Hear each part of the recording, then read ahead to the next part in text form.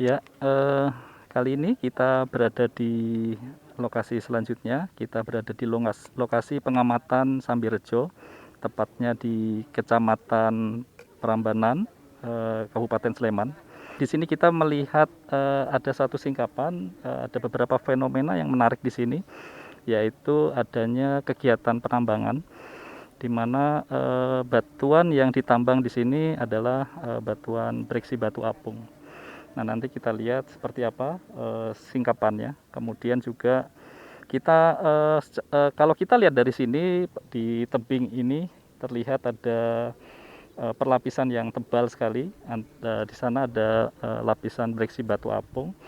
Kemudian di bagian atas itu ada lapisan yang tipis yang merupakan tuf ya.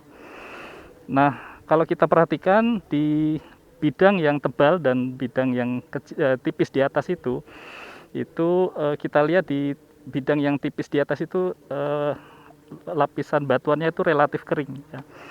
Kemudian setelah itu bagian yang tebal itu basah karena adanya rembesan air.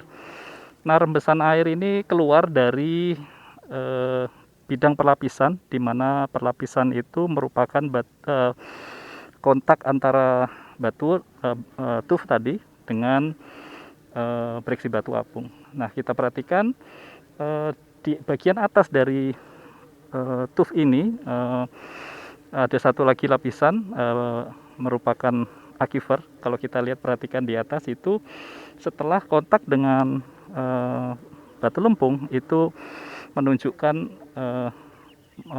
bertemu dengan lapisan batuan yang impermeable, sehingga karena impermeable terpotong dengan morfologi maka muncullah mata air atau rembesan itu. Nah, di sana kita lihat ada gemericik air. Di situ merupakan kontak sebenarnya antara tadi breksi batu apung dengan tuf. Itu berlaku untuk sepanjang singkapan ini. Kita perhatikan mengapa singkapan ini basah, itu karena airnya merembes melalui bidang kontak tersebut. Nah, selanjutnya kalau kita perhatikan kedudukan lapisan batuan ini hampir datar ya. Kita lihat di atas itu ada lapisan terlihat kedudukan lapisan yang hampir datar. Kemudian kita kesulitan untuk mengambil kedudukan yang berada di atas, maka kita cari alternatif yang lain yang itu berada di dasar dari singkapan. Nah, itu di sana ada mahasiswa yang duduk di atas lapisan batu pasir. Nah, ini nanti akan dilakukan pengukuran berapa kedudukan yang kedudukan batuan yang ada di sini, sehingga ini dengan keadaan normal bagian yang berada di bawah singkapan ini nanti kita bisa asumsikan sama dengan yang di daerah yang ada di atas. Nah, selanjutnya nanti kita bisa minta tolong mahasiswa untuk melakukan pengukuran. Ya, kita sekarang berada di lokasi pengamatan di mana kita bisa melakukan pengukuran kedudukan. Kita ketahui lapisan kedudukan ini sangat kecil, kurang dari 10 derajat, maka sebenarnya paling ada dua cara yang bisa kita lakukan. Yang pertama adalah kita letakkan klipot, kemudian kita mengira-ngira sebenarnya dipnya itu ke arah mana. Karena dia hampir datar, maka dip ini kita akan mengalami kesalahan kemungkinan. Nah, ada dua cara. Yang pertama adalah dengan meneteskan air arah tetesan air itu menunjukkan dipnya. Nah, sehingga untuk melakukan pengukuran kita sudah mendapatkan dip dengan mudah. Seperti ini, misalkan ini saya tetesi.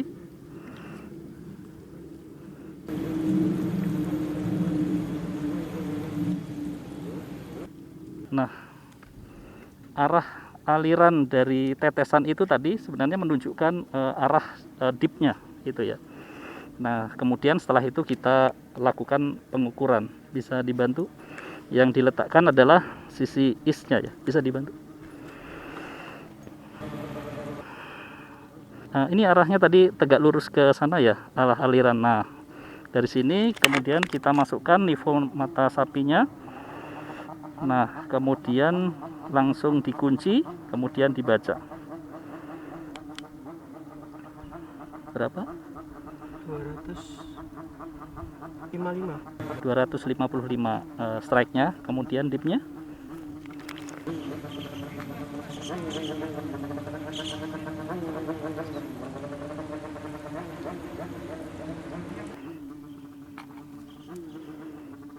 Dipnya 10 derajat. Itu cara pertama. Nah, yang cara kedua adalah kita melakukan pengukuran dengan menolkan dipnya.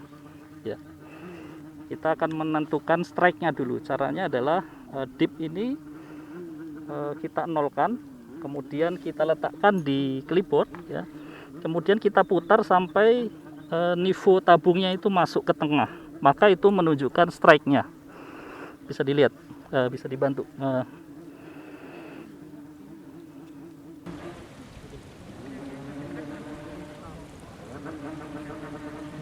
Ya, itu harusnya dibantu ya dengan.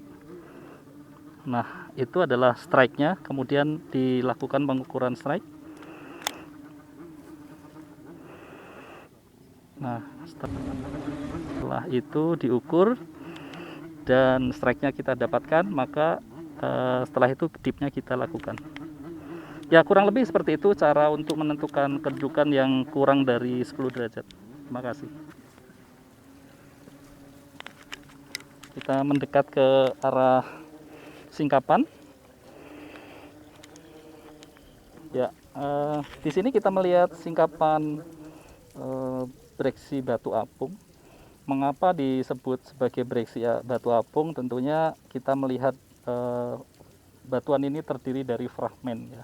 Nah, fragmen-fragmennya ini kita lihat, saudara perhatikan di sini. Fragmennya ini memiliki ukuran yang lebih besar dari 2 cm, 1 sampai 2 cm. Kemudian di mana fragmennya ini menunjukkan komposisi yang terdiri dari batu apung. Nah, kemudian yang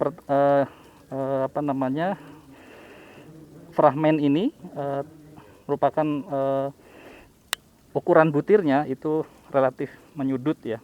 Mengapa kok disebut sebagai breksi? Karena bentuk butirnya itu menyudut. Nah, kemudian tadi ukurannya 1 sampai 2 cm ya. Kemudian tentunya strukturnya di sini masif ya. Kita lihat di sini secara umum ini masif ya. Masif, kemudian warnanya abu-abu terang ya. Kemudian yang fragmen-fragmennya ini menunjukkan warna yang lebih abu-abu yang terang ya, atau sampai mendekati putih ya. Nah, kemudian batu apung ini ditambang, kemudian setelah dilakukan penambangan, maka ada beberapa hal yang berpengaruh pada singkapan yang ada di sini. Kita perhatikan di singkapan di sebelah sana, di sebelah kiri saya ya. Di atas itu ada tali. Nah, tali ini yang digunakan oleh penambang untuk berpegangan. Mereka berpegangan kemudian menggali tebing-tebing ini sesuai dengan rekahan. Rekahan-rekahannya itu kalau kita perhatikan itu merupakan yang paling gampang dicongkel ya. Nanti kita lihat di sebelah sana sebenarnya ada cara untuk mengupasnya. Yang pertama dia menggunakan palu ya. Kemudian menggunakan pahat, kemudian juga menggunakan gaco ya. Nanti kita lihat alatnya ada di sebelah sana. Nah, ini kalau kita lihat tebing yang hampir 90 derajat ini tentunya mempengaruhi keselamatan ya. Keselamatan atau K3 ya, keselamatan, kesehatan dan lingkungan, K3L ya. Nah, di sini kalau kita berada di sini sebenarnya kita merupakan masuk pada daerah yang berbahaya karena ada kemungkinan daerah yang terjal ini mudah runtuh. Nah, ini bisa kita perhatikan di singkapan yang ada di sebelah kanan sana, itu bagian atasnya sudah runtuh ya. Nah, ini kalau kita perhatikan runtuhannya kita sebut sebagai rockfall.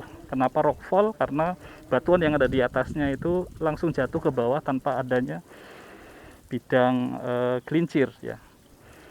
Nah, ini yang membahayakan di di daerah tambang ya.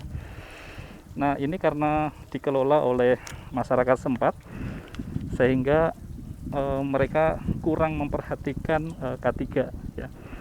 Kalau melakukan penambangan yang baik, harusnya yang bagian atas dulu diambil, kemudian di bagian bawah kemudian. Nah, akan tetapi di sini untuk mempermudah loading atau hauling ya, memasukkan bahan galian ke truk itu tinggal disosrok atau diruntuhkan sehingga bahan galian itu jatuh, kemudian dimasukkan ke truk ya. Nah, kurang lebih seperti itu fenomena yang ada di singkapan lokasi pengamatan kita siang hari ini. Terima kasih.